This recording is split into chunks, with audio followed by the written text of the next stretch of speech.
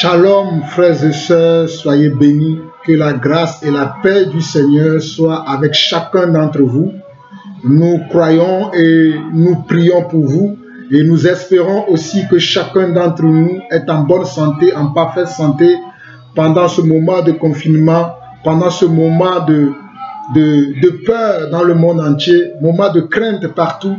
Mais nous croyons et nous espérons que chacun d'entre nous se porte bien là où il se trouve avec sa famille. Je profite de cette occasion pour saluer tous mes frères et sœurs un peu partout dans le monde entier. Je salue mes frères ici en France, mes frères et sœurs de la France. Je salue mes frères et sœurs des États-Unis. Je salue mes frères et sœurs du Canada, de la Belgique, de l'Allemagne, de la Hollande. Je salue ceux qui sont en Afrique, au Togo, au Congo, au Cameroun, en Côte d'Ivoire, au Maroc et un peu partout dans le monde. Je ne peux pas citer tous les pays, mais je vous salue. Mes frères et sœurs, soyez énormément et abondamment bénis. Et nous allons prier avant de commencer. Nous allons prier. Amen. Nous allons prier. Éternel, notre Dieu, nous te bénissons, nous te glorifions, nous t'exaltons, nous t'adorons.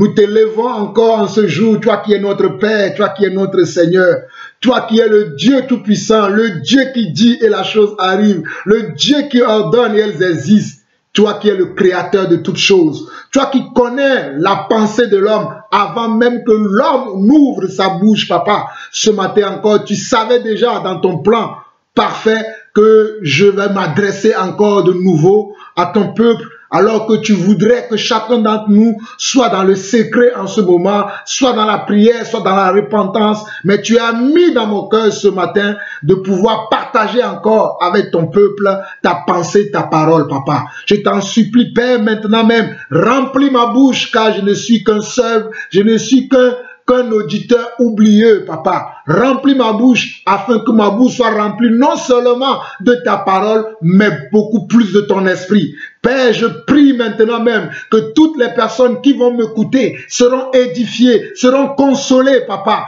Dans le nom de Jésus, je prie pour tous mes frères, tous mes sœurs, je prie pour le monde entier, papa, afin que chacun soit édifié par ta parole qui sera comme un feu dévorant dans ma bouche ce matin pour la gloire de ton seul nom, ton unique nom, papa. C'est au nom de Jésus-Christ que j'ai ainsi prié. Amen. Alors, mes frères et sœurs, vous savez que dans ma dernière vidéo que j'ai faite, je vous ai dit que je vais être en retrait parce que les réseaux sociaux actuellement me font beaucoup mal. Je ne voulais pas cacher, les réseaux sociaux me font beaucoup mal. Non seulement les réseaux sociaux me font mal, mais les commentaires de mes frères, de mes sœurs me font beaucoup mal. Je dis bien les commentaires de mes frères et de mes sœurs me font beaucoup mal. Je veux parler de quoi? Je parle du Covid-19 et je parle du coronavirus. C'est de ça que je parle. Les commentaires des uns et les commentaires des autres aujourd'hui, surtout ceux qui sont des frères, ceux qui sont censés connaître la parole de Dieu, me fait beaucoup mal. Mais maintenant, pourquoi je parle ainsi? Ce que j'aimerais dire, c'est que nous connaissons tous en partie. Moi, je ne connais pas toute la Bible. Je ne connais pas toute la Bible. Et quand bien même que je vais toute la connaître, chaque parole, chaque message dans la Bible a une signification, a un temps précis dans lequel Dieu lui-même va la placer. Donc ce n'est pas à moi de dire que cette parole-là concerne cela, ça ne concerne pas cela. Dieu seul connaît la parole. Mes frères et sœurs, hier j'ai fait une audio en WhatsApp. Pour tous ceux qui sont dans mes contacts, j'ai essayé de partager cette audio-là avec tous mes contacts parce que c'est trop. Ce qu'on voit dans l'église aujourd'hui, ce que nous voyons sur les murs des uns, sur les murs des autres, que ce soit sur Facebook, que ce soit sur YouTube, que ce soit sur Twitter, que ce soit sur Instagram, que ce soit sur WhatsApp, les commentaires que je reçois des uns des autres, vraiment c'est aberrant. Surtout pour nous qui sommes des frères. Nous devons, en ce moment, collectivement, être dans un esprit de repentance. Collectivement, nous devons nous repentir. Celui qui dit que lui n'a pas péché, il est un menteur. Celui parmi nous là, mes frères et sœurs, soyons sérieux, celui parmi nous qui dit que lui n'a pas péché, que c'est les autres qui sont des pécheurs, c'est les autres qui sont des brigands, c'est les autres qui ne connaissent pas Dieu, que lui il connaît Dieu, c'est un menteur. Je vous dis la vérité. En tout cas, quand ce qui me concerne, moi, Jean-Paul Lawson, je suis le plus misérable des pécheurs. Dieu seul sait combien de fois je pêche. Dieu seul sait. Voilà pourquoi je nous demande de nous repentir. Nous devons nous repentir. La repentance n'est pas pour les autres et non pas pour nous. La repentance est pour nous tous. Qu'on soit grand, qu'on soit petit, qu'on soit riche, qu'on soit pauvre, la repentance est pour nous tous. La preuve que nous devons tous nous repentir, que c'est la colère de Dieu qui s'abat sur l'Église aujourd'hui, que c'est la colère de Dieu. Regardez, le coronavirus, il tue le riche, il tue le pauvre, il tue l'insensé, il tue le sensé, il tue tout le monde. Le coronavirus, le Covid-19, il tue tout le monde sur son passage. Tout ce qu'il rencontre, il les tue. Que tu sois riche, que tu sois pauvre, que tu sois connu ou non connu, que tu sois populaire ou non populaire, il tue tout le monde. Que tu sois intellectuel ou non intellectuel. Le coronavirus ne fait aucun cas de personne. Moi, pour moi, en tant qu'enfant de Dieu, pour moi, c'est ça la colère de Dieu.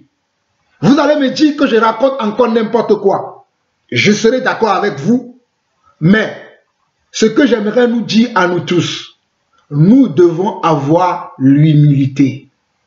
Nous devons avoir l'humilité en ce moment. Parce que ce coronavirus que nous voyons là, amène beaucoup de gens à se tourner vers Dieu aujourd'hui. Je dis bien le coronavirus, le Covid-19, amène beaucoup de gens, beaucoup de nations, beaucoup de nos familles, beaucoup des chefs d'État, beaucoup de présidents, beaucoup d'hommes vont à Christ aujourd'hui parce qu'ils savent que la solution, ce n'est que notre Dieu qui a la solution. Mais c'est une bonne chose que le monde remarque que malgré leur connaissance, malgré leur sagesse, malgré leur grand diplôme, malgré leur grande science, qui ne peut rien contre le Covid-19, mais pour moi c'est une bonne chose. Qu'ils se tournent vers Dieu, c'est une bonne chose. Mais, mes frères et sœurs, ce qui me désole et qui m'amène à sortir encore de mon silence et à faire cette vidéo, c'est que je vois que beaucoup de frères, beaucoup de sœurs ne comprennent pas cela et ils sont là à juger encore les gens. Ils sont là à parler mal des chefs d'État, à parler mal des gens qui se répandent, des gens qui se tournent vers Dieu. D'autres vont dire, oh, c'est parce qu'ils ont peur. Voilà pourquoi ils se tournent vers Dieu. Quand le coronavirus va finir, ils vont retourner dans le péché. Comme si eux-mêmes, ils ne pêchent plus. Comme si eux-mêmes, ils ont arrêté de pécher. Mes frères et sœurs, je suis outré de vos attitudes. Est-ce que vous avez arrêté de pécher? Toi, mon frère qui a écrit un tel commentaire, toi, ma soeur qui a écrit un tel commentaire, es-tu sûr que tu as arrêté complètement de pécher? Es-tu sûr? C'est une question que je nous pose. Moi, j'ai fait l'examen, j'ai échoué. Je ne veux pas venir ici vous paraître comme si je suis un saint, quelqu'un qui est... Non. Moi, j'ai fait l'examen, j'ai échoué. Mais si toi qui écris de tels commentaires, tu écris de tels messages, es-tu sûr à 100% que tu ne commets aucun péché?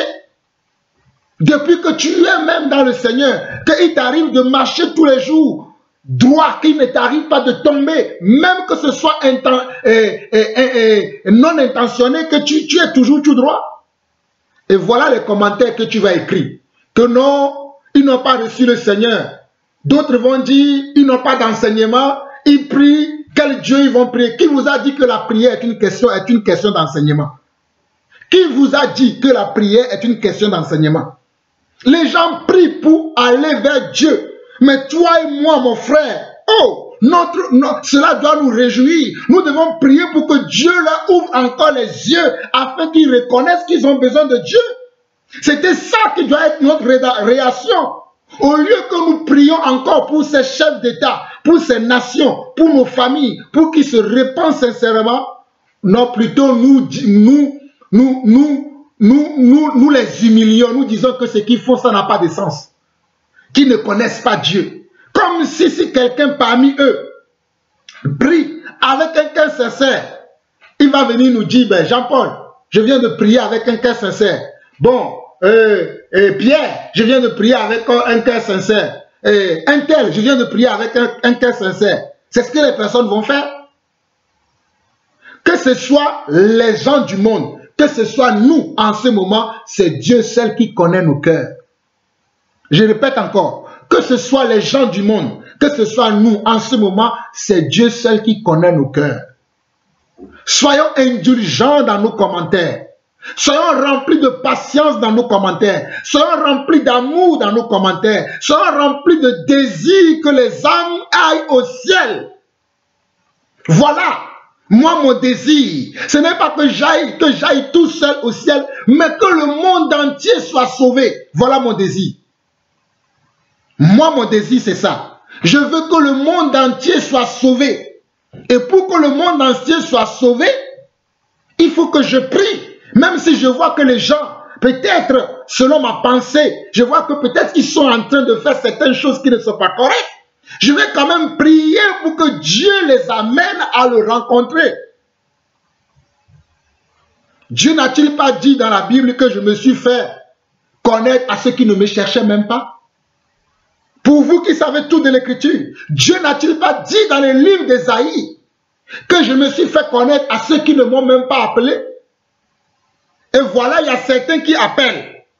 Et vous dites qu'ils n'appellent pas sincèrement, que c'est parce qu'ils ont peur, ils ont la crainte de Dieu. Voilà pourquoi ils ont la crainte de la mort. Voilà pourquoi ils crient à Dieu. Mes frères, il y a beaucoup de choses que vous et moi nous ignorons. Moi, je vais vous le dire tout de suite. Je ne connais rien. Si quelqu'un pense que moi je connais quelque chose, c'est faux. Je ne connais rien. Ma connaissance, c'est Jésus-Christ. Mon espérance, c'est Jésus-Christ. Ma foi, c'est Jésus-Christ. Mais je ne connais rien. Absolument rien. Même quand je m'adresse à vous ce matin, c'est grâce à lui. Je ne peux pas dire que c'est moi-même qui parle, mais c'est lui qui parle par mes cordes vocales quand vous m'entendez ce matin. Donc j'aimerais nous interpeller encore. Que tu sois prédicateur de l'évangile, que tu sois serviteur ou servante de Dieu, que tu sois enseignant, que tu sois docteur, que tu sois évangéliste, apôtre, prophète, peu importe ton ministère, ta grâce, ton talent dans l'église aujourd'hui, je vous interpelle à la retenue. Ayons un peu de retenue. Ayons un peu de retenue et ne jugeons pas ceux du monde qui viennent à nous, qui veulent venir à Christ. La Bible dit que si nous avons à juger, c'est ceux qui sont parmi nous, c'est ceux qui sont des enfants de Dieu que nous devons juger. Mais le monde, Dieu les juge déjà. C'est ce que la parole de Dieu dit. Il dit que si nous avons à juger, c'est ceux de notre famille, de notre tribu, de notre cour commune, qui est l'église. C'est cela que nous devons juger. Si vous voyez bien, lorsque je veux reprendre les gens, moi je ne reprends pas les gens de ce monde. Je reprends quelqu'un qui se nomme frère ou qui se nomme sœur. Regardez bien mes vidéos. Regardez bien mes vidéos. Quand je veux reprendre des gens, je reprends les gens qui se nomment frère ou sœur parce que la Bible dit que nous devons. La Bible dit dans 1 Corinthiens chapitre 11 que 2 ou 3 parlent que les autres jugent. Dans 1 Corinthiens chapitre 6, la Bible dit également aussi que n'y a-t-il pas parmi vous quelqu'un qui peut rendre un jugement entre deux frères? Et ça c'est dans l'église. Mais les gens du monde, Dieu les juge déjà. Mais je suis étonné de voir aujourd'hui que au lieu que nos frères et sœurs s'attellent à partager des messages édifiants, des messages qui vont consoler les gens. Alors si tu n'as pas de messages, fais comme moi, prie. Actuellement, je ne fais plus d'enseignement. Je demeure dans la prière. Parce que j'ai besoin que cette nation qui est la France soit sauvée. J'ai besoin que le monde entier soit sauvé. Je veux le salut de Donald Trump. Je veux le salut d'Emmanuel Macron. Je veux le salut de la reine d'Angleterre. Je veux le salut de tous les chefs d'État. Moi, c'est ce que je veux. Et je pense que c'est ce que vous devez vouloir aussi. Car le Seigneur dit dans le livre de 1 Timothée chapitre 2. Je vais vous lire cela. Mais je pense que beaucoup d'entre nous sont enflés d'orgueil. Et en ce moment, et ils disent n'importe quoi. Ils ont oublié la grâce de Dieu. Oh mes frères, si vous pouviez savoir. Regardez dans 1 Corinthiens chapitre 2. Je vais vous lire ça rapidement. Plutôt 1 Timothée chapitre 2. 1 Timothée chapitre 2. Le verset 3 et 4 qui dit ceci. Cela est bon et agréable devant Dieu notre Sauveur, qui veut que tous les hommes soient sauvés et parviennent à la connaissance de la vérité. La volonté de Dieu, c'est quoi? La volonté de Dieu, il veut que tous les hommes soient sauvés.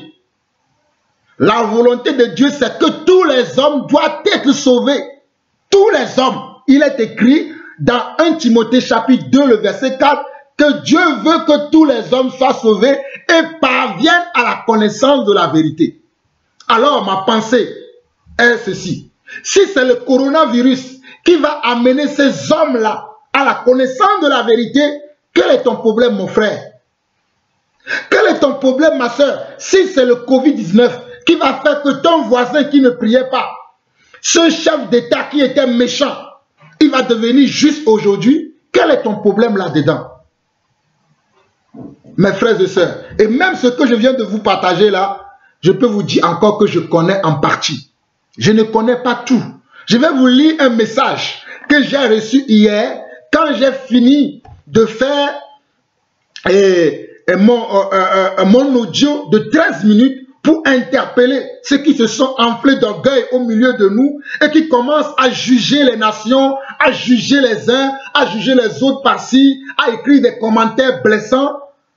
Ça m'a fait mal. Mais en tant que sentinelle dans la maison de Dieu, je dois vous alerter. Je dois nous parler. Voilà pourquoi hier, j'ai fait cet audio. Et j'ai eu des retours par rapport à certaines personnes qui m'ont béni. Voilà pourquoi aujourd'hui, je reviens encore dans cette vidéo. Et ça va être encore ma dernière vidéo. Et je vais retourner dans mon lieu secret dans la prière. Mais j'aimerais que toi qui as écrit ce commentaire-là, toi qui as fait un post, que peu importe ton titre, mon frère, repens-toi. Peu importe ton titre, mon frère, repentons-nous car la colère de Dieu là. Mes frères, vous blaguez avec Dieu, la colère de Dieu ne va épargner personne. Je dis la colère de Dieu ne va épargner personne. Lisons ceci. C'est le frère Sébastien que je salue. Le frère Sébastien, soit béni, que la grâce de notre Dieu abonde encore dans nos vies. Regardez ce que le frère Sébastien a répondu à mon audio d'hier. Pour ceux qui ont suivi l'audio, savent de quoi je parle. Il m'a dit, Amen, Amen frère Jean-Paul. Vraiment que le Seigneur nous garde de l'orgueil en ce temps de fin. Comme tu l'as dit, il ne faut pas juger ceux qui malheureusement ont été touchés par, ceux qui ont été touchés malheureusement par ce virus et être dans l'orgueil, que cela ne peut pas nous atteindre. Voilà ce que le frère écrit. Il dit vraiment que le Seigneur nous garde de l'orgueil en ce temps de fin. Comme tu l'as dit, il ne faut pas juger ceux qui malheureusement ont été touchés par ce virus et est dans l'orgueil, que cela ne peut pas nous atteindre. Ce que tu as dit m'a fait penser à un passage de la parole. Mes frères et sœurs, prêtez beaucoup attention. Voilà la preuve, je ne connais pas tout. Moi, j'ai parlé hier de Luc chapitre 18 que je vais présenter encore tout à l'heure. Mais regardez le passage que le frère m'a mis. Quand j'ai médité ça hier, mon cœur a surchauffé. J'ai dit, waouh Seigneur, tu es toujours vrai et tu resteras toujours vrai car ta parole est la vérité. Regardez ce que le frère m'a écrit. Luc 13, le verset 1 au verset 5 dit ceci. Regardez ce que le frère dit. Il m'a écrit. Luc 13, verset 1. En ce même temps, quelques personnes qui se trouvaient là racontaient à Jésus ce qui était arrivé à des Galiléens dont Pilate avait mêlé le sang avec celui de leur sacrifice. Regardez la réponse de Jésus au verset 2. Il leur répondit, croyez-vous que ces Galiléens fussent de plus grands pécheurs que tous les autres Galiléens parce qu'ils ont souffert de la sorte? Regardez ce que Jésus a écrit. Croyez-vous que ces Galiléens fussent de plus grands pécheurs que tous les autres Galiléens parce qu'ils ont souffert de la sorte? Non, je vous le dis. Voilà ce que Jésus a dit. Et moi, je crois à la parole de Jésus. Jésus dit, non, je vous le dis. Mais si vous ne vous repentez, vous périrez tous également. Oh, Rabbi, sois apaisé dans ta colère envers nous. Sois apaisé dans ta colère. Sois apaisé, mon roi, mon Dieu, dans ta colère. Mes frères, regardez la vérité. Le Seigneur Jésus dit, non, je vous le dis, mais si vous ne vous repentez, vous périrez tous également. Nous allons tous périr si nous demeurons dans l'orgueil. Dans moi, je connais tout, je sais tout. En tout cas, quant à ce qui me concerne, moi, le frère Lawson, comme vous me connaissez, je ne sais encore rien. Je ne suis que la voix qui crie dans le désert pour aplanir le sentier du Seigneur. Voilà mon nom. Je ne suis que la voix qui crie dans le désert pour aplanir le sentier du Seigneur. Je continue la suite du passage. Verset 4. Regardez bien, écoutez, et ça c'est le Seigneur Jésus qui parle. Ou bien, ces 18 personnes sur qui est tombée la tour de Siloé et qu'elle a tué, croyez-vous qu'elles fussent plus coupables que tous les autres habitants de Jérusalem? Pour vous qui ne pensez pas que quand nous voyons ces épidémies, ces problèmes qui se passent sur la terre, que c'est la colère de Dieu, regardez ce que Jésus lui-même dit de sa propre bouche lorsqu'il était encore sur terre dans Luc chapitre 13, le verset 1 à 5. Méditez ces passages-là avec beaucoup d'attention. Vous allez descendre de là où vous êtes monté tout de suite. Je vous assure que vous allez descendre. C'est pas grâce que toi et moi nous sommes encore en vie. Hein. Pensez-vous que nous sommes mieux que ceux qui sont tombés hier, ceux qui tombent aujourd'hui? Mais c'est pas grâce, mes frères et sœurs. Au verset 4, il a dit, ou bien ces 18 personnes sur qui est tombée la tour de Siloé et qu'elle a tué, croyez-vous qu'elles fussent plus coupables que tous les autres habitants de Jérusalem? Et regardez le verset 5, il dit encore, non, je vous le dis, mais si vous ne vous repentez, vous périrez tous également. Il dit, non, je vous le dis, mais si vous ne vous repentez, vous périrez tous également. La repentance doit être le dada de nous tous aujourd'hui. La repentance doit être notre solution en ce temps de confinement. Mon frère, fais un check-up dans ta vie. Fais comment un diagnostic de ta vie. Tu vas te souvenir des choses que tu as faites. Tu vas te souvenir de ta vie de péché. Et tu vas te repentir. Non seulement pour tes péchés, mais pour les péchés de tes pères. Pour les péchés de tes soeurs, de tes frères. Et aussi pour les péchés des nations. Souvenez-vous d'Esther dans la Bible. Mes frères, souvenez-vous d'Esther. Il y avait un décret qui avait été fait pour que les Juifs soient tués à l'époque du roi de Perse. Mais une seule personne qui est Esther, la reine Esther, a décidé dans son cœur qu'il va jeûner et prier et aller rencontrer le roi. Mais vous connaissez la suite de cette histoire. Souvenez-vous de Daniel, dans le livre de Daniel, lorsque Daniel avait appris que le roi devait tuer des gens. Ceci, qu'est-ce que Daniel a fait? Il a prié. Et Dieu lui a donné des choses. Mes frères et sœurs, si les gens prient aujourd'hui, notre désir, notre souhait doit être simplement que Dieu puisse entendre leur voix et que Dieu puisse se révéler à eux. Moi, ma prière, c'est ça. Je vous dis la vérité, ma prière aujourd'hui, c'est que Dieu puisse se révéler aux gens de ma famille qui ne le connaissent pas encore, aux gens de ma famille qui sont dans les religions, passant qui sont avec lui. Ma prière, c'est ça. Ma prière aujourd'hui, c'est ça. C'est que Dieu puisse se révéler à tout le monde, parce que Dieu se révèle. Dieu ne s'étudie pas, il se révèle. Mais pour qu'il se révèle, Dieu a besoin de toi et Dieu a besoin de moi. Souvenez-vous des passages que je vous ai lus la dernière fois quand je parlais de la colère de Dieu, les manifestations de la colère de Dieu dans la Bible. Si vous n'avez pas suivi cet enseignement, allez le suivre encore. Mais aujourd'hui, les gens se tournent vers Dieu au lieu que nous prions pour accompagner ces gens-là. Voilà, nous sommes sur nos claviers. Non, nous sommes sur nos claviers ou dans les messages audio où nous disons non, ils ne sont pas sauvés, ils n'ont pas reçu l'enseignement, ils n'ont pas fait ceci, ils n'ont pas cela. Mais qu'est-ce qui vous prend, mes frères et sœurs? Qu'est-ce qui vous arrive? Ressaisissez-vous. Quel orgueil! Quel orgueil! Luc chapitre 18, très rapidement. C'est le message que j'ai partagé hier avant que le frère Sébastien ne m'envoie le passage que je viens de vous lire là. Je ne vais pas vous dire que c'est moi-même qui a eu ces passages-là. Moi, j'ai envoyé le message que vous, beaucoup d'entre vous ont reçu hier. Et voilà ce que le frère Sébastien m'a envoyé. Et j'ai eu la chair de poule. Regardez, Luc chapitre 18. Les gens qui sont là à parler de n'importe quoi, à dire n'importe quoi sur les gens, il y a des choses que nous ne maîtrisons pas. Je vous l'ai dit hier dans ma vidéo que même l'un de mes exemples, l'un de mes meilleurs exemples dans la Bible, qui est l'apôtre Paul, a écrit dans le livre de 1 Corinthiens chapitre 13 que nous connaissons en partie. Il a dit que nous connaissons en partie. Il a dit que nous connaissons comment en partie. Il y a beaucoup de choses que vous et moi, nous ignorons. Alors de grâce, s'il vous plaît. Si vous voulez juger les gens de la maison de notre maison, ça vous avez parfaitement le droit de faire selon les Écritures.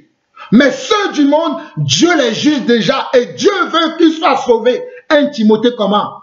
1 Timothée chapitre 2, le verset 4. Dieu veut que tous les hommes soient sauvés. Tous les hommes. Ce n'est pas moi qui l'ai inventé, je vous l'ai lu. Dieu veut que tous les hommes soient sauvés. Donc arrêtons de vouloir croire que nous sommes déjà arrivés, que les autres, moi je ne suis pas encore arrivé. Mon frère, ma soeur, toi qui m'écoutes, prie pour moi pour que je sois sauvé. Je ne suis pas encore arrivé. Loin de là. Dans Luc chapitre 18, le verset 9 au verset 14 que j'ai partagé hier, je relis encore pour ceux qui n'ont pas suivi, pour que tout le monde puisse comprendre cela. On nous dit cette parabole. Il dit encore cette parabole en vue de certaines personnes se persuadant qu'elles étaient justes et ne faisaient aucun cas des autres. Regardez l'attitude de ces hommes-là. Il y a certaines personnes qui pensaient qu'eux, ils étaient justes et ils ne faisaient aucun cas des autres. Voilà vos attitudes. Vous qui avez fait des commentaires, vous qui dites que non, ils ne se sont pas repentis, c'est pas la peur. Vous devez vous repentir parce que vous ne faites aucun cas des autres. Vous ne pensez qu'à vous et ça, c'est de l'orgueil. Ça, c'est de l'orgueil. Vous pouvez me dire tout ce que vous voulez. Tu peux me dire que tu as des révélations sur telle chose, mais c'est de l'orgueil. Et tu as besoin de te repentir. Verset 10. 2 hommes montaient au temple pour prier. L'un était pharisien et l'autre publicain. Le pharisien, debout, priait ainsi en lui-même. « Ô Dieu, je te rends grâce de ce que je ne suis pas comme le reste des hommes. » Voilà notre attitude aujourd'hui. Nous prions aussi au Seigneur, nous ne sommes pas comme les autres. Tu es qui toi? Tu n'es rien. Tu n'es qu'un pécheur comme tous les autres. Il dit, oh Dieu, je te rends grâce de ce que je ne suis pas comme le reste des hommes qui sont ravisseurs, injustes, adultères ou même comme ce publicain. Allez maintenant écouter la prière du publicain. Regardez ce que le publicain lui dit dans sa prière. Verset 12 au verset 14, il dit ceci. Verset 12, il dit, je jeûne 2 fois par semaine et je donne la dîme de tous mes revenus. Voilà ce que le pharisien a dit. Maintenant, écoutez le publicain, la prière du publicain du verset 13 au verset 14. Le publicain, se tenant à distance, n'osait même pas lever les yeux, alléluia. Comme aujourd'hui, je n'ai même pas le courage de lever les yeux et regarder le ciel. Parce que le ciel est sombre. À cause de nos agissements, à cause de nos iniquités, à cause de nos péchés, le ciel est sombre aujourd'hui. Arrêtez vos histoires là. Le ciel est sombre. Le pharisien se tenant à distance n'osait même pas lever les yeux au ciel, mais il se frappait la poitrine en disant, « Ô Dieu, sois apaisé envers moi qui suis un pécheur. » Je vous le dis, celui-ci descendit dans sa maison justifié. Il n'est pas écrit que celui-ci fut sauvé parce qu'il a accepté le Seigneur, comme j'ai vu même certains prédicateurs écrire que non, ils n'ont pas l'enseignement, ils n'ont pas reçu le Seigneur. Vous ne comprenez pas la pensée de Dieu. Il y a une chose qui est la doctrine, je suis d'accord, mais il y a une chose qui est Dieu qui est souverain. Il sauve comme il veut. Dieu peut sauver quelqu'un. Est-ce que si Dieu sauve quelqu'un, il va venir me dire, Jean-Paul, ah tu sais, j'ai sauvé Donald Trump aujourd'hui. Jean-Paul, tu sais, j'ai sauvé la reine d'Angleterre aujourd'hui. Jean-Paul, tu sais, j'ai sauvé ton tel voisin aujourd'hui. Dieu seul connaît les cœurs. Et regardez, la Bible dit, je vous le dis au verset 14, il dit, je vous le dis, celui-ci descendit dans sa maison, justifié plutôt que l'autre. Car quiconque s'élève sera abaissé et celui qui s'abaisse sera élevé. Ce n'est pas moi qui ai écrit ça. Moi, je ne fais que répéter les Écritures. Il est écrit que celui qui s'élève sera abaissé et celui qui s'abaisse sera élevé. Sois comment en ce moment abaissé. Fais profil bas. Moi, je fais profil bas en ce moment. Je fais profil bas en ce moment. Et vous me verrez faire profil bas peut-être jusqu'à la fin de cette année, car le ciel est sombre. Le ciel qui est au-dessus de nos têtes est sombre. À cause de quoi? À cause de nos iniquités. Ce n'est pas le moment de commencer à donner des leçons à tout le monde. Surtout à ceux du monde. Ce n'est pas le moment de leur donner des leçons. C'est le moment de les encourager à venir vers le Seigneur. C'est le moment de les accompagner par des prières. C'est le moment de les accompagner par des jeûnes et des prières. Voilà l'attitude que nous devons avoir. Souvenez-vous de notre père Abraham. Quand il a entendu que Sodome devait être détruit. Vous dites que vous êtes des fils d'Abraham. Ne me trompez pas, vous n'êtes pas des fils d'Abraham. Vous n'êtes pas des fils d'Abraham. Souvenez-vous de notre père dans la foi Abraham. Lorsqu'il avait entendu que Sodome et Gomorrhe devaient être détruits, il disait au Seigneur, s'il y a 20 justes, s'il y a 50 justes, vas-tu toujours détruire cette ville? Dieu va lui répondre, je ne détruirai pas. Il a dit, s'il y a 20 justes, il a intercédé pour la ville. Intercédons pour nos pays, intercédons pour nos familles, intercédons pour nos nations. Voilà le rôle que nous devons jouer. Et arrêtons avec les commentaires désagréables. Arrêtons avec ça. Comme si nous savons tout. Nous sommes déjà arrivés. En tout cas, quant à ce qui me concerne, moi, Jean-Paul Lawson, j'ai besoin de ta prière, mon frère. J'ai besoin de ta prière, ma soeur, car je suis un pécheur. Le plus méchant des pécheurs, c'est moi. C'est moi, Jean-Paul Lawson. Si vous me connaissiez, la vie que moi j'ai menée sur cette terre. Merci Seigneur pour ta grâce. C'est juste ce que je dis souvent au Seigneur. Merci pour sa grâce. Je vais finir en vous montrant que l'attitude dans laquelle nous devons être, Dieu nous l'a dit par le livre de Pierre, par le livre de 2 Pierre chapitre 2. Je vais vous lire ça rapidement, afin que ceux qui se sont enflés d'orgueil se répandent. Le but de cette vidéo, c'est de nous amener, nous tous, à nous repentir. Parce que nous sommes enflés d'orgueil. Regardez, dans 2 Pierre chapitre 1, nous lisons à partir du verset 3. Il est écrit ceci, du verset 3. Il est écrit ceci.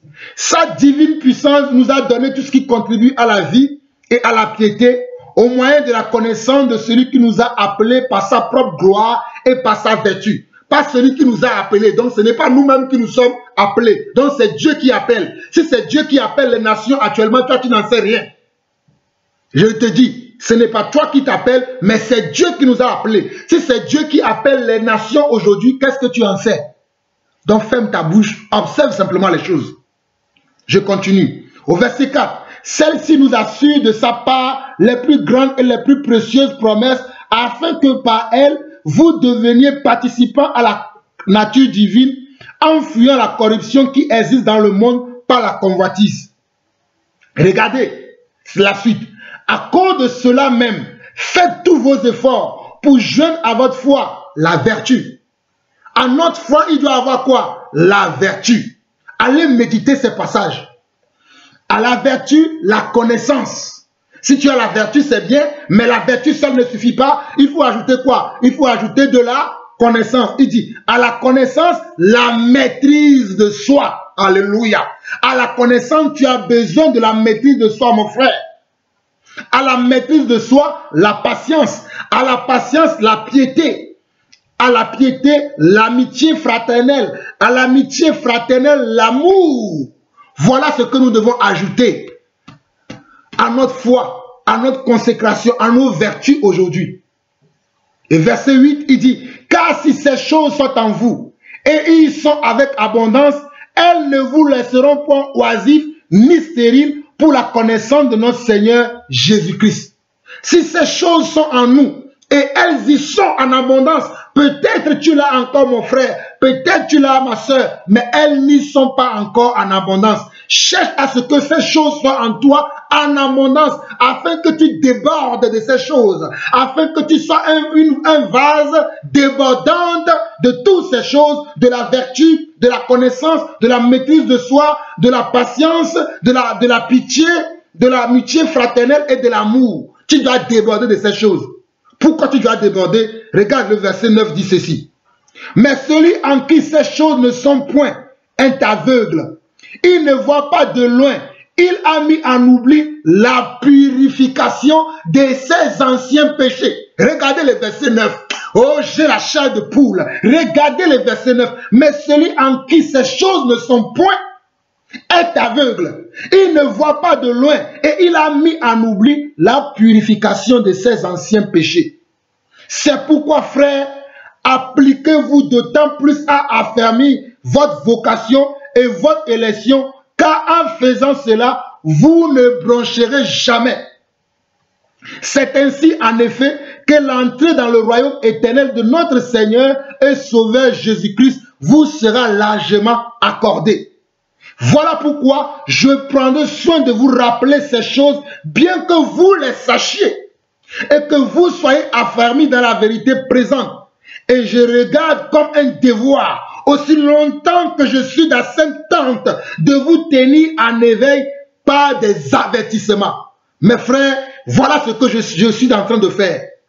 Le verset 13 dit ceci. Et je regarde comme un devoir, aussi longtemps que je suis dans cette tente, de vous tenir en éveil par des avertissements. Car je sais que je la quitterai subitement, ainsi que notre Seigneur Jésus-Christ me l'a fait connaître. Donc je viens de lire le deuxième épître de Pierre, le chapitre 3 au chapitre 14. Mes frères et sœurs, j'ai beaucoup parlé, mais j'espère que je me suis fait comprendre, que vous avez compris le fond de ma pensée. Demeurons maintenant dans la prière, repentons-nous. Toi qui as écrit des commentaires, toi qui as posté des choses, justifiant la prière des chefs d'État, que ce n'est pas une prière que Dieu exauce, mon frère, enlève ces choses sur ta page Facebook, enlève ces choses sur ton YouTube, enlève ces choses sur ton Instagram, enlève ces choses sur ton Twitter, enlève ces choses sur ton WhatsApp. Répands-toi pour ces choses. Dis, Seigneur, je ne savais pas. Et Dieu va t'accorder son pardon. L'orgueil précède la chute, mais l'humilité précède la gloire. Vous avez écouté la voix de votre frère Jean-Paul Lawson, celui qui ne connaît rien, qui n'est rien du tout, mais qui n'est la voix qui crie dans les déserts pour aplanir le sentier du Seigneur. Soyez bénis, soyez bénis, soyez bénis, soyez bénis, soyez bénis, soyez bénis au nom de notre Sauveur et Seigneur Jésus-Christ. Je vous aime tous, c'est par l'amour que je suis venu vous avertir encore une fois de nouveau. Shalom, shalom et shalom.